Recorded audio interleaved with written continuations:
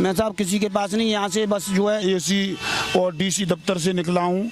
जैसे ही घर पहुँचता हूँ वैसे ही मेरे पे फ़ोन आ जाता है कि आप एसी के यहाँ मिले, डीसी के यहाँ मिले। वो डीसी आपसे मिले नहीं। सारी जानकारी यहाँ से लीक हो रही है।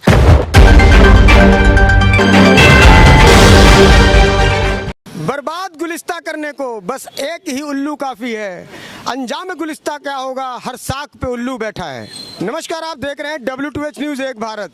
आज हम आए हैं सिविल लाइन जोन के, जहां पर एक पीड़ित रविंदर जैन है, जिन्होंने अभी कंप्लेंट की है पुलिस वालों को कि उनकी जो यहां पे कार्रवाई जो चल रही है, जो कि उनकी सुनवाई नहीं हो रही थी, जिसके लिए वो कमिश्नर से मिलने आए थे और वो उनकी मुलाकात भी नहीं हुई। उनके पीए से उनकी मुलाकात हुई और साथ ही साथ में मैं बताऊं, उनके मुलाकात की जो बात है वो टाउन वेंडिंग कमेटी के जो सदस्य हैं अश्विनी बागड़ी जी तक पहुंच गई है और पीड़ित का कहना है कि उसको जान का खतरा है। अब हम इस विषय पर बात करने कमिश्नर से आए हैं और कमिश्नर से बात करेंगे कि अगर कोई पीड़ित आपके पास आता है और यह कहता है कि जी मेरी सुनवाई कीजिए, मेरी मदद कीजिए, तो क्या उसकी इंफॉर्मेशन को लीक कर दी जाएगी? क्या उसकी जान का खतरा बना दिया जाएगा? हमारे साथ बात करने के लिए पीड़ित रविंदर जैन जी हैं।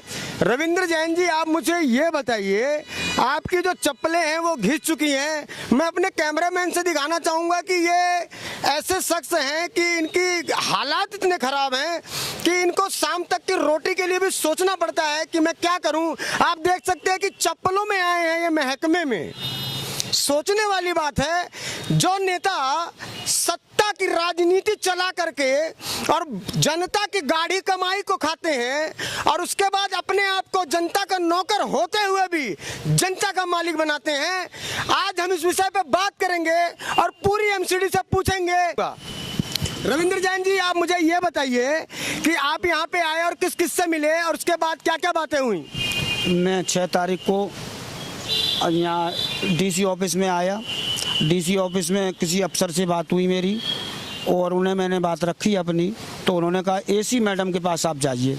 तो मैं एसी मैडम के पास गया, वहाँ मैंने सारी बात बताई कि मेरा 30 साल का बच्चा है। तो कमिश्नर साहब वहाँ नहीं थे, कहने का मतलब? कमिश्नर साहब नहीं थे। फिर आप मिले किससे वहाँ पे?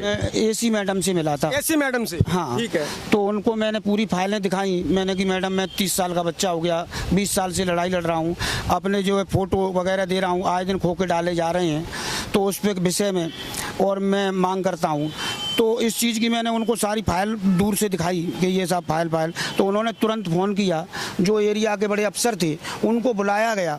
बुलाने के बाद उनसे कहा गया, फिर वही बात रही कि वहाँ कोई खोखा वगैरह नहीं डला है। जैसे आपने जो भी यहाँ पे आकर के प्रार्थना पत्र दिया या बातचीत की और उसके बाद वो बातें यहाँ से लीक हुई, हाँ, तो लीक कैसे हो गई? आप कितने लोगों से मिले जो कि ये लीक हो गई और लीक होकर के अश्विनी बागड़ी तक पहुँच गई? मैं साहब किसी के पास नहीं, यहाँ से बस जो है एसी और डीसी दफ्तर से निकला हूँ। जैसे ही घर पहुँचता हूँ वैसे ही मेरे पे फ़ोन आ जाता है कि आप एसी के यहाँ मिले, डीसी के यहाँ मिले। वो डीसी आपसे मिले नहीं। सारी जानकारी यहाँ से लीक हो रही है और जो मैं सूचना देता हूँ, मुझे अब ये खतरा हो गया, बातों से ये पता लगता है। और आज भी फ़ोन, अभी भी मैं सिविल लाइन आया हूँ, कॉल करने के बाद मैंने कॉल भी की, उसके बाद भी फ़ोन मेरे पास आए, उसमें भी ब्लेम ये लगाया जा रहा है मैं अभी 1 लाख रुपए का या वो उसका ब्लेम लगवा दूँ, मैं कह रहा हूँ। तो मैंने साहब, मुझे राजनीति में मत फंसाइए इस पचड़े में, मैं बच्चे के न्याय के लिए आया हूँ। बाकी का यहाँ से जो लीक हो रही है उससे मुझे बड़ा खतरा हो गया है कि मेरी जो शिकायत होती है वो वहाँ तक पहुँच जाती है। आपको क्या लगता है लीक किसने की होगी? अगर आपको शक भी है तो एसी दफ्तर से और डीसी दफ्तर से किसने की है ये तो मैं नहीं जानता, कौन कर सकता है। एसी साहब के यहाँ से, डीसी साहब के यहाँ से जो अफसर बुलाए थे, या तो उनके द्वारा उनके पास पहुँचते हैं, किसके द्वारा पहुँचते हैं ये तो वही जाने। वहाँ उनकी जाँच कराई जाए, दूध का दूध पानी का पानी हो जाए। हाँ नेताजी नमस्कार। नमस्कार, क्या हाल है? सर बस बैठा हुआ था। तुम गए थे क्या इसी मैडम के पास? हाँ मैं गया था साहब। किस टाइम? मैं अभी आया हूँ वहाँ से, एसी मैडम के पास से। तुम्हारा लाइसेंस निकलवा दिया हमने। लाइसेंस वो निकला है, अप्रूवल निकला है नेताजी। अप्रूवल हाँ। होता है, क्या होता है, लाइसेंस नहीं आया। वो बता रहे थे, कोई किन से बात हुई थी मेरी, किसी से बात हुई करे, 1 महीने बाद वहाँ से मिलेगा आपको, हम निकलवा देंगे। टीबीसी मेंबर है राकेश मल्होत्रा। राकेश वो है नहीं, वो कैंप में जिनकी दुकान है। तुम कायगोन के चक्कर में पड़ रहे हो? बस उनका फोन आया था, उन्होंने कहा था कि तुम जैन साहब, मैंने वीडियो देखी, मुझे बड़ा दुख हुआ। उस जगह टीबीसी बनवाई तो हम लोग जो कांग्रेस ने, तू भाजपा का आदमी, तेरा मेयर साले तुम कराते नहीं, कराना भी। वो एक नेताजी महीने ये भी कह रहे थे कि मैंने सर्वे कराया जैन साहब, और वहाँ बागड़ी साहब को फोन कर दिया गया, फिर वो दुकानें जो है उन लोगों को देती गई, दुकान वालों को वहाँ सर्वे करा दिया, और वहाँ वो आ गए कटवाले जो लड़के बड़े बड़े बंगाली टाइप के, और मुझे वहां से भागना पड़ा। हाँ, हो तो रहा है, गलत हो रहा है, ऐसा नहीं होना चाहिए। तो मैंने हाँ, कहा यार कटवाले कैसे, बोले बंगाली लड़के थे, बुलेट पे आ गए थे, बुलेटों पे उनके साथ। हाँ, तो मैंने कि फिर तो नेताजी, फिर तो मामला हमारा भी गड़बड़ है, हमारे साथ भी कुछ हो सकता है, मैंने ऐसे ही कहा। हम्म, तो मैंने कि मैं तो नेताजी खोखा के लिए, मैं तो न्याय के लिए हर जगह जाऊंगा, कि नहीं तुम चिंता मत करो, हम तुम्हें खोखा डलवा देंगे, तुम्हारा वो लाइसेंस 1 महीने बाद निकल आएगा, जो फीस जमा होगी 4-5 हजार रुपए, मैंने कितनी होगी कि 4 हजार रुपए के करीब। हम्म। तो मैंने कि फीस जमा होगी तो चलो देखते हैं, बताना जैसे भी हो प्रक्रिया, के मुझे व्हाट्सअप कर देना उस पर्ची की। घंटा भाई 4 हजार जमा होगी। बता दो रहे हजार दो हैं। 2 हजार है, 4 में नहीं है। अच्छा, यही बता रहे थे कि अब वो 1 महीने बाद आपके पास मुझे, मैं बता दूंगा, जो फीस जमा होगी आप भरते रहना, और आपका छिया पक्का हो जाएगा। जैन साहब तुम ना रायता फैला रहे हो, मैं तुम्हें बताऊं। नेताजी मैं बिल्कुल नहीं, मैं ज्यादा परेशान, मैं कर्जे में इतना डूब गया हूँ नेताजी। तो कर्जे में आप एक बार बताओ, कोई पॉलिसी है खोखा लाट कराने की? अब ये खोखे अलाउट हो रहे हैं, तो मुझे तो ये लगता है कि कहीं ना कहीं आप थोड़ी सी ताकत लगा दें तो मेरा खोखा अलाउट हो जाता।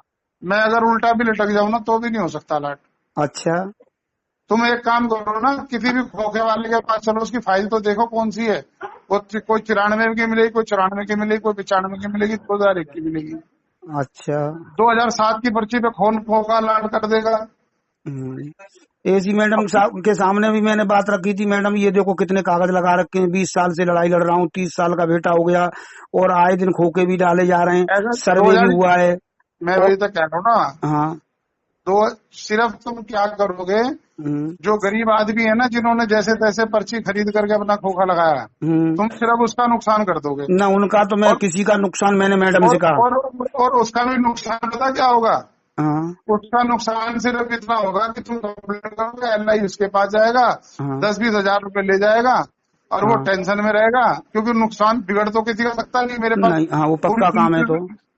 जिसका पक्का काम है, हाँ। अगला कोर्ट में चला जाएगा। अब लेकिन मैं, इस चीज में क्या है कि तुम इन लोगों की बदनामी ले लोगे, बुराई ले लोगे। अच्छे काम करो, पता नहीं नेताजी क्या कर्म थे तो बच्चे विकलांग पैदा हुए। अच्छे कर्म करो कि आगे जन्म अच्छा मिले। नेताजी मैं अब अगर इसका तुम जीवन यापन में, दवा में, इसके इलाज में, परमानेंट इलाज में, उसके लिए केजरीवाल के पास जाओ ना, उसको वो भी कहो मैंने कि केजरीवाल के लिए भी लिखा है नेताजी, मैंने लिखा है कि ये इसकी मृत्यु भी हो सकती है। अब आज तक मैं इसका खर्चा बहन कर सकता था, उतना किया, मैं बिल्कुल रोड पर आ चुका हूँ, मेरे पास कोई भी 1 रुपया नहीं है, आज की तारीख में धन नहीं बचा है।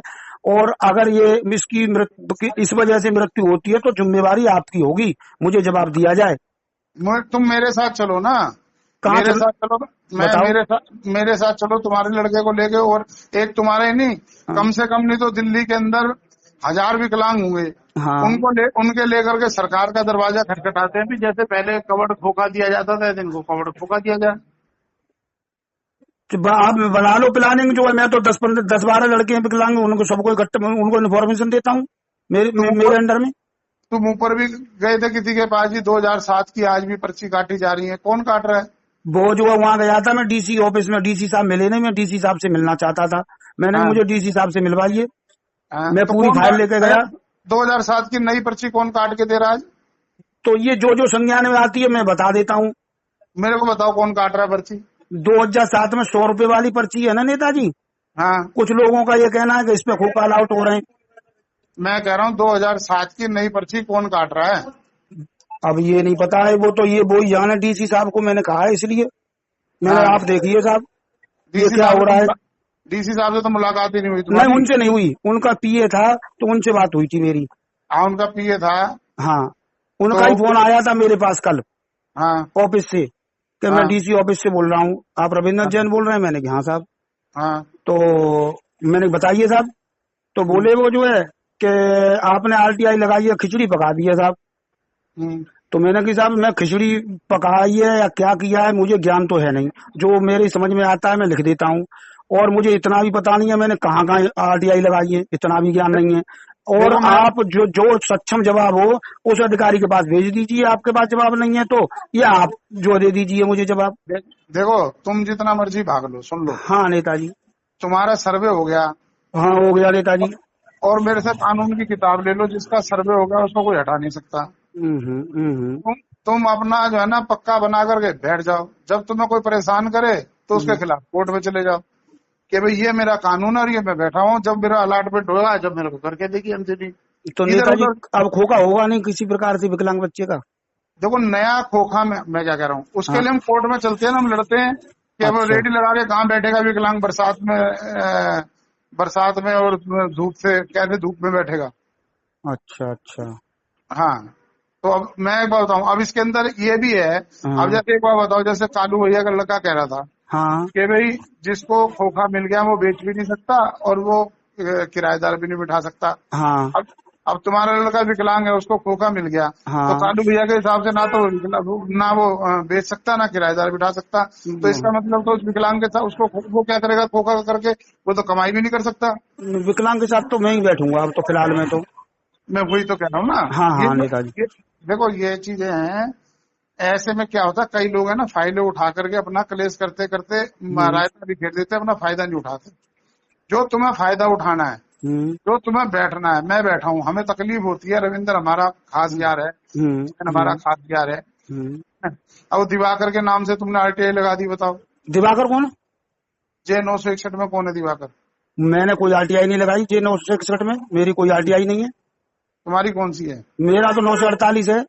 हाँ, तुम्हारा तो 948-49 है, वही तो मैं कह रहा हूँ। मैंने किसी की आरटीआई मैंने नहीं लगाई, और जिसने भी लगाई है वो फ्रॉड है। जिसने भी लगाई है मैं लिख करके दे के राजी हूँ और उसकी कंप्लेंट और करूंगा। ये मेरे नाम से किसने लगाई है? तुम किस समय मिल के आए गए थे ऊपर? मैं बस अभी अभी वहीं से आ रहा हूँ सीधा। अच्छा। हाँ, मैं एसी मैडम से भी मिला, ऊपर गया डीसी साहब मिले नहीं, जो जिन्होंने फोन किया उनसे भी मिला, और फिर मैं आरटीआई के लिए 2 कागज भी दे के आया, एक कंप्लेंट भी दे के आया। जो मैंने 3-4 पॉइंट बनाए थे, मैंने साहब मेरा बच्चा 90, वो ही लिखा था मैंने जो हकीकत है कि 30 वर्ष की उम्र हो चुकी है, 90% विकलांग है, 20 साल से मैं कागजी कार्रवाई कर रहा हूँ। मैंने विद फोटो के आज से 3-4 साल 2-3 साल से 4 साल से कंप्लेंट भी लगा रखी है, पर मेरी कहीं सुनवाई नहीं हो रही, और आज भी खोखे डाले जा रहे हैं। वो किस हिसाब के डाले जा रहे हैं मुझे नहीं पता, पर डाले आज जा रहे हैं। 2-3 साल में बहुत खोखे डाले जा चुके हैं। भाई यही लगाई है मैंने, और कुछ नहीं लगाया। चलो ठीक। हाँ नेताजी ठीक है। अब जैसे भी हो, मुझे अगर जब समाधान हो जाएगा तो मुझे कोई दिक्कत नहीं है। नहीं समाधान, अब तुम ये कहोगे कि किसी का खोखा तुम्हें फ्री में लेके देते तो कैसे चलेगा? अलॉटमेंट हो नहीं रही। तुम तो ये चाह रहे हो कि ये जो खोखे लग रहे हैं इनसे पैसे इकट्ठे करवा के तुम्हें खोखा लेके नहीं, मैं बिल्कुल नहीं चाह रहा। 1 रुपया किसी से आज तक मैंने मांग नहीं की। जैसे मान लो आज तक खर्च करता आ रहा हूँ, और जैसे भी मेरे पास कुछ भी नहीं है, फिर भी मैं अपनी लड़ाई बच्चे के लिए लड़ रहा हूँ, जिससे बच्चे का जीवन बच जाए। देखो तुम्हारा अगर खोखा लाट हो जाए, हाँ, इन कंप्लेंटों से तो जो मर्जी कह देना, पर तुम क्या करोगे? जो जिनके अलाट हो रखे हैं ना, जिन्होंने लगाए हैं, जो पहले 90 से बेचारे लगा नहीं पा रहे थे, जिन्होंने अब लगा दिए, हाँ, तुम्हारा मकसद ये है कि वो गरीब आदमी मरना चाहिए। साला मैं तो मर रहा नहीं हूँ। तो उनके तो पक्के हैं नेताजी, उनका तो कोई कुछ बिगड़ी नहीं सकता। फिर उनकी क्यों शिकायत कर रहे हो? उनकी मैं तो बिल्कुल शिकायत नहीं कर रहा। मैं तो ये कर रहा, केवल शिकायत मेरी ये है कि जब और लोगों के खोखे आज की तारीख में पड़ सकते हैं, तो मेरा 90 पर 20 साल से मैं जो गुहार लगा रहा हूँ, वो मेरे बच्चे के लिए आज तक कोई सुविधा क्यों नहीं दी गई? हाँ सही बात है, चलो कोई बात नहीं। हाँ नेताजी, ये तुम्हें ना कालू का लड़का गुमराह कर रहा है, मैं तुम्हें बता रहा हूँ। नेताजी वो तो वैसे जो है सलाह तो सही दे रहे हैं कि तुम्हें जैन साहब खोखा मिलेगा, तुम्हारी लड़ाई जेनुमन है, तुम्हारा बच्चा 90% विकलांग है, 20 साल से लड़ाई लड़ रहे हो, आपके पास सारे कागज हैं। तो सुनो, तुम कब से कालू के लड़के के साथ हो? मैं तो नहीं, मतलब जब मुलाकात हो जाती है। पहले कालू भैया के साथ कभी कभी चले जाते थे घर पे हम, और वैसे जो घरेलू संबंध तो है ही है, अजय आपसे भी हैं और सबसे हैं वैसे मेरे तो संबंध। ये कालू का लड़का कब से वकालत कर रहा है? काफी समय हो गया इनको। नेताजी आज याद आ रही है? आज से पहले इसने तुम्हारा कोर्ट में केस नहीं डाला? हाँ, नहीं डाला, कभी नहीं डाला। फिर आज इसको याद आ रही है चुनाव के टाइम में? नहीं, चुनाव अभी चुनाव कहाँ है नेताजी? तुम भोले मत बनो, 6 महीने बाद क्या कारपोरेशन का? अभी तो बहुत टाइम है, 6 महीने है नेताजी चुनाव के तो। चलो कोई बात नहीं, और मुझे मार्गदर्शन करो फिर जैसा भी हो। अरे तुम्हें मार्गदर्शन को कालू का लड़का कर तो रहा है यार नहीं नेताजी, आप चाहो तो सब कुछ हो सकता है। मैं बहुत कुछ कर सकता हूँ। हाँ हाँ, वही तो मैं कह रहा हूँ। और मैं कह रहा हूँ तुम लड़के का खोखा लगा लो, जो कौन रोक देगा भाई। नेताजी तुम्हें बस खोखा वही थोड़ी है। लगाना है लड़के का, तुम्हें तो इन खोखे वालों से पैसे बटोरने हैं। हाँ और वो हैं? तुम्हारी आड़ में कालू ने पैसे बटोरने हैं इनसे। कोई नहीं देगा उन्हें, 1 रुपया भी नहीं देगा, सब जानते हैं। ऐसे नहीं पैसा कोई देता और नेताजी। खामा बुढ़ापे में तुम बदनामी और ले लो। चलो मैं बैठता हूँ एक बार आपके साथ, मैं टाइम निकाल कर आपको मिलता तुम हूँ। मोहरा बन रहे हो, मोहरा और कुछ नहीं। बस मैं तो नेताजी न्याय के लिए और यही चाह रहा हूँ कि कैसे भी मेरे बच्चे का काम हो जाए बस। अरे न्याय के चक्कर में केजरीवाल के अपने लड़के को धरने पे बिठा देना, चलो ऐसा भी करूंगा। और उसके लड़के को बिठा के भाई मेरे को खोखा नहीं मिल रहा, मैं इतने साल से तड़प रहा हूँ। हाँ ये भी मैं जो है अब ये संज्ञा मतलब जो है मैं ये भी सोच रहा था, ये दिल्ली सरकार के अंतर्गत 2014 में ये कानून भी बनाया गया है और मेरा बच्चा विकलांग भी है, 20 साल से भटक रहा हूँ, मेरे बच्चे को आज तक न्याय नहीं मिला, मुझे खोखा दिलवाया जाए जिससे जीवन बच कालू सके। का बीजेपी में है, बीजेपी का मेयर है, उसको बोलना मेयर साहब अलॉटमेंट करा दो। अच्छा मेयर साहब की पावर है नेताजी? और किसके पास पावर है? चलो मैं ये भी बात करता हूँ इनसे, हाँ। ये भी कहूंगा मैं, जब इनकी पावर है तो फिर तुम उनसे ही मिलते हैं। चलो ठीक है, नमस्कार नेताजी। ये बहुत चिंता का विषय है कि यदि कोई पीड़ित एसीडीसी के पास आता है और आने के बाद उसकी जो भी इन्फॉर्मेशन प्रॉब्लम जो भी उसकी इन्फॉर्मेशन है वो लीक हो जाती है और लीक होने के बाद फोन आता है, ये बहुत ही बड़ा सवालिया निशान उठाता है एमसीडी के उच्च अधिकारियों के ऊपर कि यदि कोई एक आदमी आपके पास शिकायत लेके आता है तो उसकी बातें कैसे लीक हो जाती है और उसकी जान का खतरा बन जाता है। आज WTH मीडिया एक पूछती है आज के एमसीडी के उन अधिकारियों से जिनके पास गरीब जनता गुहार लेके आती है।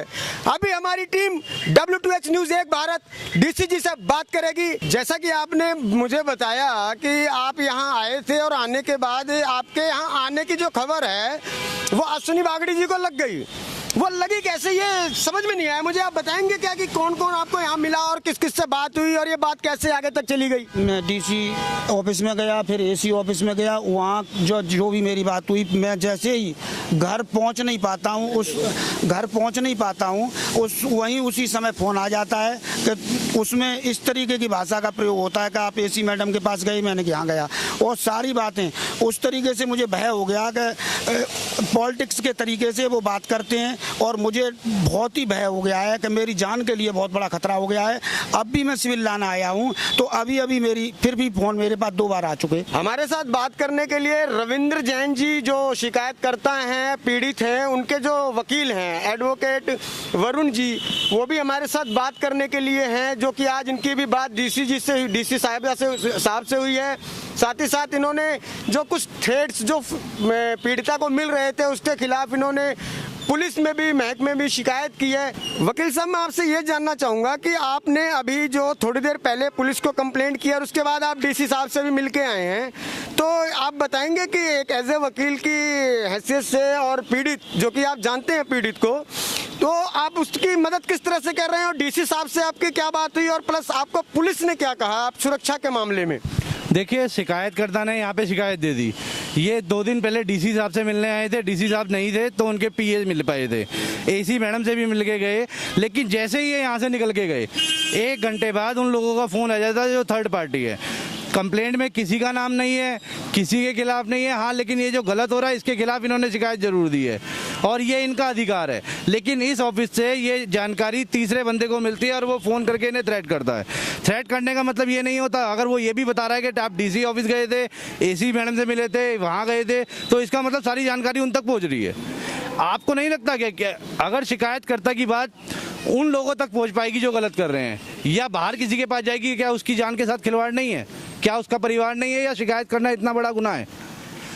आप खुद देखिए, वो लोग खुल के अब आरोप लगाने लगे हैं। मैं इनका वकील हूँ, ये मेरे पास आए, इनकी जेन्युइन दिक्कत है, ये 20 साल से धक्के खा रहे हैं यहाँ पर।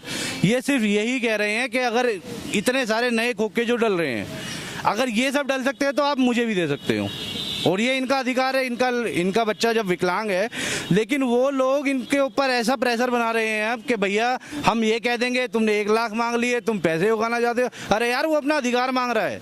वकील जी, मैं आपसे ये बात पूछना चाहूंगा, अभी आपकी मुलाकात डीसी से हुई तो डीसी साहब ने आपसे क्या कहा? बिल्कुल, डीसी साहब ने आश्वासन दिया है कि हम इसकी जांच कराएंगे, ये खबर कैसे बाहर गई और जो भी हम लोगों ने कंप्लेंट करी है और आरटीआई लगाई है वो हमें जवाब देंगे और उस पर कार्रवाई करेंगे। उनका जो जैसे पीड़िता का भी आरोप है कि अवैध खोखे लग रहे हैं और हमने भी ग्राउंड रिपोर्ट सर्वे की है, आप बताइए कि अवैध खोखों के बारे में उन्होंने क्या कहा? बिल्कुल, उन्होंने कहा अवैध खोखों के बारे में कि हम जांच कराएंगे, जो भी अवैध निकलेंगे उनको हटाया जाएगा और उन लोगों के खिलाफ कार्रवाई भी करी जाएगी। अच्छा, आपने अभी पुलिस कंप्लेंट की है, पुलिस ने आपसे आपको क्या कहा? पुलिस ने, देखिए, पुलिस यहाँ पर आई थी, उन्होंने कहा जी चलिए आप थाने चलिए। अब मैंने कहा पहले हम डीसी साहब से मिलेंगे जिनके ऑफिस से ये सूचना बाहर गई है, हम उन्हें भी इंटीमेट कर दें और हम जाके सीधा थाने के अंदर रिटर्न में कंप्लेंट देंगे। कल को इनके साथ, मेरे परिवार के साथ जो लोग यहाँ पर माफिया हैं, खोखे माफिया हैं, लाइसेंस की तय बाजारी लाखों रुपए में बेच रहे हैं, ये लड़ाई उन लोगों के खिलाफ है। वो लोग इस लड़ाई को दिखा रहे हैं कि हम गरीबों के खिलाफ है। गरीबों के खिलाफ क्यों होंगे? एक गरीब की तो लड़ाई लड़ रहे हैं हम। हमें गरीब से कोई दिक्कत नहीं है, जिसका जेन्युइन पास हुआ है हमें उससे कोई दिक्कत नहीं है, लेकिन अगर किसी षड्यंत्रकारी ने पैसा कमाने के लालच में गलत कागज बनाकर कोई चीज अलॉटमेंट करा रखी है, बिल्कुल उसके खिलाफ कार्रवाई कराएंगे और उसका कैंसिल कराएंगे। अच्छा, मैं आपसे एक चीज और जानना चाहूंगा और मेरे दर्शक भी जानना चाहेंगे कि town vending committee Jahangirpuri Adarsh Nagar विधानसभा जो लगती है, उसके जो मेंबर्स हैं वो धर्म जी हैं और वहाँ के लोकल के कुछ लोग हैं, लेकिन सबसे बड़ी बात जो है सोचने वाली, इसके अंदर अश्विनी बागड़ी जी का रोल, और अगर बार बार उनका फोन आ रहा है तो उसमें उनका क्या रोल है? क्यों उनको बार बार इनको फोन कर रहे हैं? सर, मुझे तो पता नहीं, किसी के नाम की कोई स्पेसिफिक कंप्लेंट नहीं है, लेकिन दर्द उसी को होता है जिसने गलत कर रखा होता है। तो जिसके मतलब हमारे दर्शक ये जाने कि अश्विनी बागड़ी जी जो हैं वो बार बार फोन करने का मतलब है कि दाल में कहीं कुछ ना कुछ काला है। बिल्कुल जी, दाल में काला नहीं है, दाल ही काली है। आप एक बात देख लीजिए, मतलब इतने नए खोखे डल रहे हैं, ये कहते हैं जी पुरानी अलॉटमेंट है। मैं कह रहा हूँ अगर सही होंगे तो जांच हो जाएगी ना। पिछली बार हमने खबर जो चलाई थी जिसमें रेडी पटरी और खोखे के विषय में हमारी खबर थी, और जिसमें पीड़ित जो है विकलांग के पिता, उनका कहना था कि उनको सारी चीज़ों की खबर लग जाती है, उनको जान का खतरा है और ये खोखे बेचते हैं। इन सारे सवालों को लेकर के हम आज अश्विनी बागड़ी जी के पास आए हैं और उनसे जानेंगे कि जो ये आरोप लग रहे हैं उनके ऊपर, क्या वो उसमें कितनी सच्चाई है और इनका क्या कहना है उन आरोपों के ऊपर। इस समय हमारे साथ बागड़ी जी हैं। बागड़ी जी, आप ये बताइए कि आप के ऊपर जो विकलांग के पिता हैं, उनका आरोप है कि जब भी वो किसी अधिकारी से मिलने जाता है और कोई भी काम के लिए, तो आपको पता चल जाता है। आपको पता चलता कैसे है? देखिए, वो स्वयं बताते हैं कि आज मैं वहाँ जा रहा हूँ। मेरा आज से नहीं, बहुत पुराना मित्र है और मैं आपको एक क्लिपिंग भी दूंगा जिसमें मेरी इनकी बात हुई है। इसने कहा है कि मैं राजनीति का शिकार हो रहा हूँ। हेलो हेलो, हाँ नेताजी। भाई मैं ये कह रहा हूँ, मेरी बात सुन। हाँ। मैं कल आपसे मिलने के लिए आया। हाँ, क्या ऐसी दुश्मनी नहीं है जो तुम मेरे से मिले नहीं भाई? नहीं, मेरी बात नहीं करते? मेरी कोई दुश्मनी नहीं नेताजी, बस मेरा दिमाग ऐसा हो गया है कि मैं कुछ समझ नहीं पा रहा, मैं कैसे क्या करूं। तुम्हारी खूब समझ में आ रही है। तुम्हारा वो कालू भैया का लड़का चला रहा है, वो कह रहा है कि अश्विनी बागड़ी से मत मिलियो, वो कह रहा है कंप्लेंट कर दे, और तुम्हारे फोन में रिकॉर्डिंग भी है। ये रिकॉर्डिंग भी तुम लोगों को सुना रहे हो, बागड़ी जी का फोन आ रहा है। हाँ, मैंने कहा तो है नेताजी, इसमें ये भी बात सही है। मैंने अपने बचाव के लिए मैंने ये कहा था, मैंने कि अब बताओ मैं क्या करूं, मेरी सूचना भी वहाँ पहुंच जाती है। मुझे अपने बचाव में बता दो, मैंने आज तक कोई बदमाशी करी है? नहीं नेताजी, मैंने इस बात के लिए बिल्कुल नहीं। मुझे लगता है नेताजी, सच्चाई बताऊं, कहीं मुझे राजनीति का मोहरा नहीं बना लिया जाए। अब कोई दूसरा नहीं बताता है। जब ये किसी दफ्तर में जाते हैं तो रास्ते में सबको वीडियो दिखाते जाते हैं, देखो आज मैं अधिकारियों के पास जा रहा हूँ और ये सारे खोखे हटवा दूंगा, सारी रेडी पट्टी हटवा दूंगा। उनको सुबेरे से लेकर शाम तक, नाई की दुकान से लेकर चाय की दुकान तक, वो सबको अपनी व्यथा बताते रहते हैं। और ये कोई दूसरा नहीं बताता, कोई अधिकारी नहीं बताता, ये स्वयं बताते हैं। और अगर इनको इस बात पे आपत्ति है, जैसे कि आपने बताया कि इनकी रिकॉर्डिंग चल रही है, इन्होंने कहा है कि इनको पता चल जाता है, मैंने उस दिन इनको फ़ोन किया कि भाई आप एसी ऑफिस में गए थे, हम उस दिन लाइसेंस निकलवाने के लिए गए, तो वहाँ पर दफ्तर में हमें पता चला जी कोई व्यक्ति आया था, वो RTI लगा करके आपको मतलब आपके बारे में वीडियो दिखा रहा था। तो मैंने कहा हमारे बारे में वीडियो दिखा रहा था, तो हमें पता था कि यही रविंदर जैन ही वीडियो दिखा रहा है। तो हमने उनको फ़ोन किया कि भाई आप क्या जा कर के ढिंडोरा पीट रहे हैं, क्या बदनामी कर रहे हैं आप हमारी, आपका जो लड़ाई है, आपका विकलांग बेटा है उसका तो लाइसेंस बन चुका है। तो ये कह रहे नहीं जी मेरे पास कालड़ा का फ़ोन आया था, उन्होंने कहा था लाइसेंस बनवा दिया। मैं कहा ठीक है। तो उनको मैंने समझाया कि आप अगर हक लेना चाहते हैं तो आप अपना अधिकार लें, इस तरीके से गरीब रेडी पटरी वालों के विरोध कोई कार्रवाई जो आप कंप्लेंट कर रहे हैं, जो बदनामी कर रहे हैं, जो अधिकारियों को गुमराह कर रहे हैं, जो वकीलों को लेकर के डर पैदा कर रहे हैं, वो ना करें। देखिए बागड़ी जी, आरोपी जो बागड़ी जी जो ये पीड़ित है, पीड़ित का कहना है कि उसकी जान को आपसे खतरा है और उसके साथ कुछ भी हो सकता है। इसके बारे में आप क्या कहेंगे? पहले तो आप बताइए पीड़ित की परिभाषा क्या है, किस चीज़ का पीड़ित है? वो तो अपने आप को पीड़ित बता रहे हैं ना कि भाई पीड़ित हैं। मैं आपसे पूछना चाहता हूं कि पीड़ित की परिभाषा क्या है? देखिए जी, आप ही बता दीजिए पीड़ित, क्योंकि आपका भी कहना है कि आप लोगों की मदद करते हैं, तो आपको तो मुझसे ज़्यादा पता होगा ना कि पीड़ित क्या है। देखिए ये व्यक्ति आज से 2 साल पहले मेरे पास आया था और इसका काम RTI लगाना है। इसका कहना था जी मैं आर्थिक स्थिति से बहुत ज़्यादा परेशान हूँ, आप RTI लगवा करके हमारी कमाई करवा दो। तो मैंने इसे कहा था हम इस तरीके का काम नहीं करते। उसके बाद में ये किसी वकील से मिल गया और उनसे मिल करके रेडी पटरी वालों को परेशान कर रहा है। ये एक पीड़ित नहीं ब्लैकमेलर है। आपको मैं एक बात बताना चाहता हूँ कि आज इनको लाइसेंस मिल चुका है और आज ये इस बात की लड़ाई क्यों लड़ रहे हैं कि इतने खोखे क्यों लग गए? ये खोखे हैं, ये पटरी वाले बैठे हैं, 106 पटरी वाले बैठे हैं। इनको MCD ने उजाड़ दिया था। हमने आज ही के दिन सिविक सेंटर पर 2019 में ये लोग धरने पर बैठे थे और जाकर 1 साल बाद इनकी कड़ी मेहनत के बाद टाउन इवेंटिंग कमेटी के तहत इनको बिठाया गया। और आज ये कहते हैं कि हम इन रेडी पटरी वालों को उजाड़ देंगे, नहीं तो हमारे को इनसे पैसा चाहिए, नहीं तो हम RTI लगाएंगे, वकील करेंगे। तो ये पीड़ित नहीं है, ये ब्लैकमेलर हैं। मैं आपसे एक मेरा सवाल और है कि जो कि पीड़ित के जो वकील हैं वरुण गुप्ता जी, उनका कहना है कि 10-10, 12-12 लाख रुपए में यहाँ पर खोखे अलाट होते हैं और उसके बाद खोखे के नाम पे रिश्वत ली जाती है और इसमें और बार बार आप ही का नाम इसमें क्यों आ जाता है? मेरे तो ये समझ में, आप समझाइए, दर्शक जानना चाहते हैं इसको, आपका नाम क्यों आ जाता है बार बार? देखिए कौन ले रहा नाम? वरुण गुप्ता जी मेरे सामने पिछला इलेक्शन लड़े थे। इलेक्शन में उनकी 2 दुकान बिक गई, घर का क्लेश हुआ, घर छोड़ना पड़ा, किराए के मकान बुराड़ी में रहना पड़ा।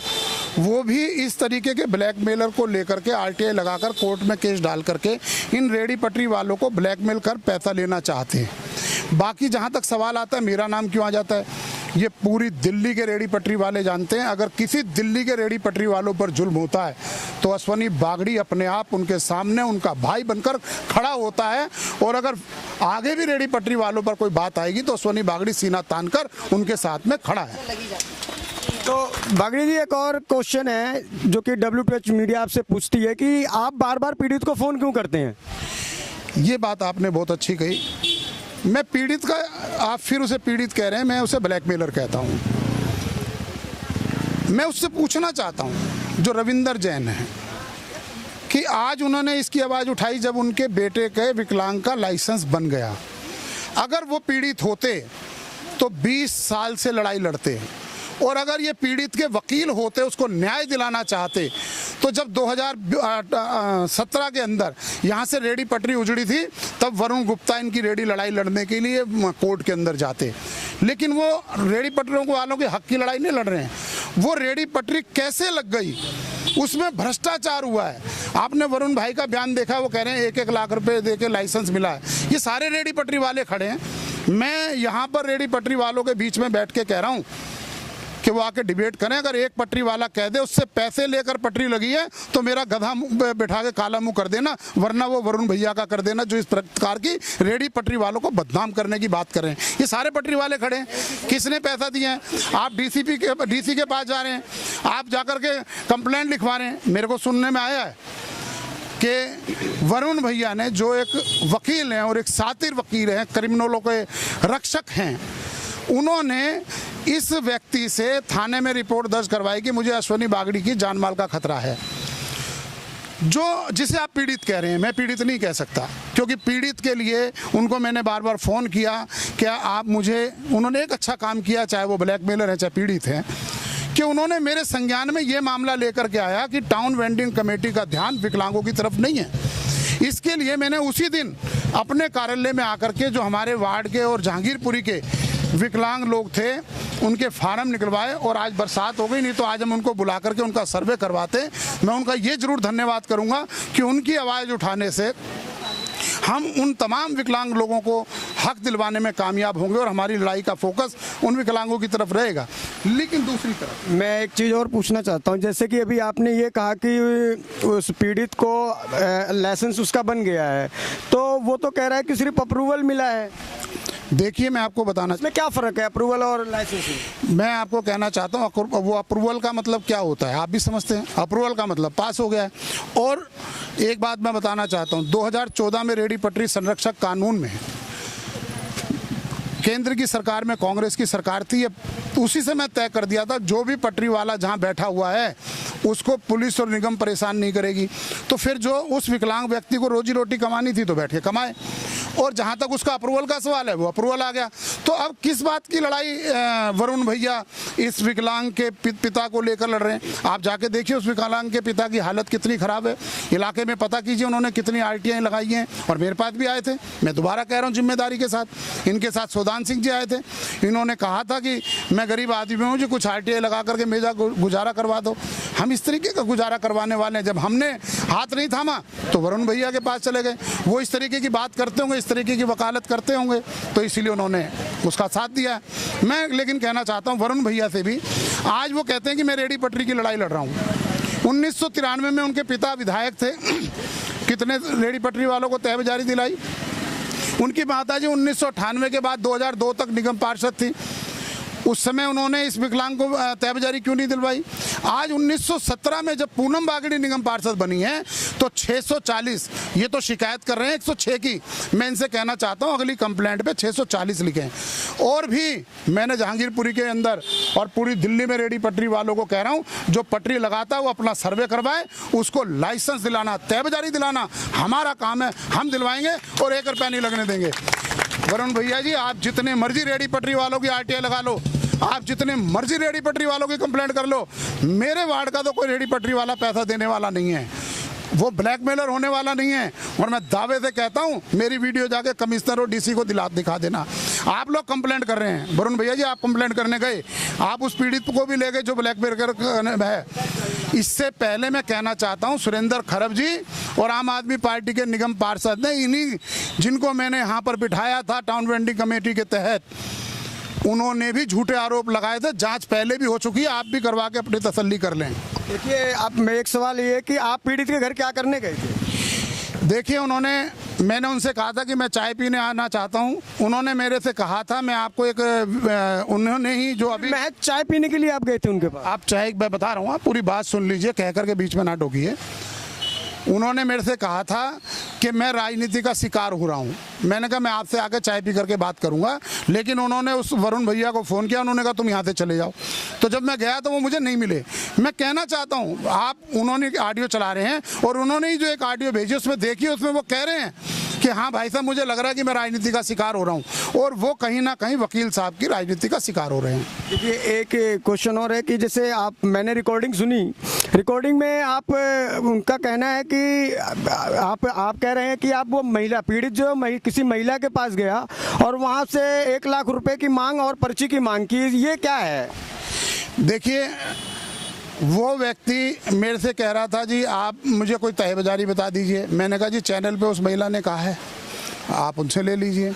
और दूसरी जगह आप जाकर के देखिए कोई खरीद बेच रहा है, तो मैं तो नहीं जानता। वो कह रहा जी आप खरीदवा दीजिए, हम तो खरीदने बेचने का काम नहीं करते। मैं आपसे कहना चाहता हूँ, वो व्यक्ति पीड़ित नहीं है, उसको कोई काम नहीं है। उसे जितनी स्क्रिप्ट पढ़ा करके वरुण भैया देते हैं, कालू भैया के लड़के वकील साहब, वो उतनी स्क्रिप्ट पढ़ते हैं।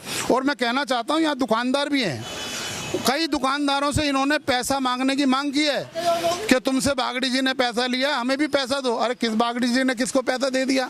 मैं वही कहना चाहता हूँ कि सारे रेडी पटरी वाले सब लोग जानते हैं कि यहाँ 30-30 साल से रेडी लगा रहे हैं। आज इनको अगर हम जगह दिलवा रहे हैं, रेडी पटरी 2014 संरक्षक कानून के तहत इन्हें बैठने का अधिकार दिला रहे हैं, तो क्यों बीजेपी के नेताओं के पेट में दर्द हो रहा है? क्यों आम आदमी पार्टी के नेताओं के पेट में दर्द हो रहा है? आप लोग इनकी लड़ाई लड़ते नहीं है। आज हम इनको बिठा रहे हैं तो आपके पेट में दर्द हो रहा है जी, ये खोखे बेचे जा रहे हैं। आप एक आदमी लेकर के आइए मार्केट में, कहिए कि इस आदमी ने पैसे दिए या ये आदमी ने पैसे देकर अलॉटमेंट कराया। आप पूछिए इन पटरी वालों से। ये पीड़ित का ये भी कहना है कि आपने 12-12 लाख रुपए में 2 खोखे बेचे, जो छोले भटूरे वाला है। इसके बारे में आपका क्या कहना है? कहाँ कहा है पीड़ित ने? ये तो आपकी भाषा है। नहीं, पीड़ित ने कहा है। अब मेरे पास भी उसकी रिकॉर्डिंग है, कह रहा है जी मैंने तो नहीं कहा है। आपने शायद फिर खबर पूरी नहीं देखी होगी। मैंने पूरी खबर देख ली है। चलिए हम आपको उसकी वीडियो क्लिप दिखा देंगे। आप क्लिप दिखा देना और मैं आपको उनकी रिकॉर्डिंग मेरे पास भी आज घूम करके आई है, उन्होंने भेजी है बदनाम करने के लिए, तो आप उसमें देखेंगे। और स्पष्ट कह रहा है जी मैंने तो आपका नाम ही नहीं लिया आज तक। मुझे तो लोग ये कहते हैं कि आपने अगर अलॉटमेंट करानी है तो बागड़ी जी करा सकते हैं, और वो तो पूरी दिल्ली कहती है कि रेडी पटरी वालों की अगर कोई हक की लड़ाई लड़ सकता है तो सोनी बागड़ी लड़ सकता है। वो पहले भी आपके चैनल पे उसने बयान दिया, आपने कई बार उनको कुरेदा है कि अश्वनी बागड़ी कौन है, क्या पैसे लिए। उसने आपके चैनल पे भी एक बार भी नहीं कहा। उन्होंने कहा जी लोग कहते हैं कि अश्वनी बागड़ी आपका काम करा सकता है। एक चीज़ और बताइए मुझे, जैसे कि पीड़ित ने तो कहा कि आपने भेजा था उनको महिला के पास, वो कि जाके वहाँ पे चले जाओ, उसके पास 2 पर्चियाँ हैं और 2 पर्चियाँ आप ले लेना। वो तो पीड़ित आपको फ़ोन पे भी कह रहा है कि आप ही ने भेजा था। इसके बारे में आप क्या कहेंगे? देखिए मैंने फिर आपसे कह रहा हूँ, मैं मना नहीं कर रहा हूँ। उसने मेरे से कहा, और आप जो जिनके पास तहबजारी थी उन्होंने कहा कि हमारे पास 2 तहबजारी थी, क्योंकि कानून है कि एक आदमी के पास 2 तहबजारी नहीं होती। उन्होंने 2 खरीद ली थी, तो उन्होंने कहा एक रखी है। उन्होंने कहा जो पीड़ित बार-बार आप कहते हैं, पीड़ित कह के आप शर्मिंदा ना करें, ये ब्लैकमेलर चाहता है कि कोई इनको फ्री में ये खोखा दे दे, किसी से खरीद के दे दें, या हम इनसे महीना लेकर के इनसे लोगों से पैसे इकट्ठे करके इनको बीच में किसी का ठिया खरीद के दे दें, या हम इनको थोड़ा थोड़ा कम करके जगह दे दें। वो इस तरीके का दबाव बना रहा है। तो मैंने इनसे कहा था कि चैनल पे भी आपके सामने उस महिला ने कहा है कि 2 है तो आप उनसे बात कर लीजिए, लेकिन ये थोड़ी कहा था कि आप जाकर के उससे लाख रुपए मांगिए नहीं तो तुम्हारा खोखा हटवा देंगे। ये तो हमने नहीं कहा। आप जाकर के और भी लोग मेरे पास आ रहे हैं कि यहाँ पर लोगों से कहा जा रहा है कि आप इस तरीके की बात कीजिए और हम इनको हटवा करके, जो किराएदार किसी ने बिठा रखा होगा किराएदार का नाम लीजिए, झूठी झूठी बातें कहिए ताकि हम इन पटरी वालों को साफ करवा दें। ये जो वरुण भैया हैं, जो बहुत साथी एडवोकेट हैं, वो इस तरीके के आरोप प्रत्यारोप और उसको दिमाग दे करके, जैसे बड़ा भोला भाला चेहरा लगता है। आप जब बात, एक तरफ व्यक्ति कहता है, ये अपना आप में एक सवाल है कि एक व्यक्ति कहता है मैं 20 साल से आरटीआई लगा रहा हूँ। क्या किसी भोले भाले व्यक्ति को आरटीआई का ज्ञान है? और जो आदमी 20 साल से आरटीआई लगा रहा है उसमें कितना ज्ञान होगा ये आप लोग सब समझते हैं।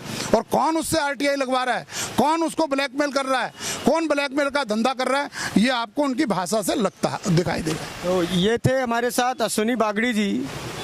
इन्होंने अपनी सफाई में बात रखी, और इसमें कितनी सच्चाई है या पीड़ित की बातों में कितनी सच्चाई है ये क्षेत्र की जनता अच्छी तरह से जानती है। और मैं कहना चाहूँगा कि यदि ऐसी किसी समस्या से कोई ग्रसित है तो W2H न्यूज़ एक भारत के पास आए। W2H न्यूज़ एक भारत उसकी आवाज़ उठाएगा। वीडियो जर्नलिस्ट राहुल देव के साथ मैं सुनील रंजन मिश्रा, W2H न्यूज़ एक भारत।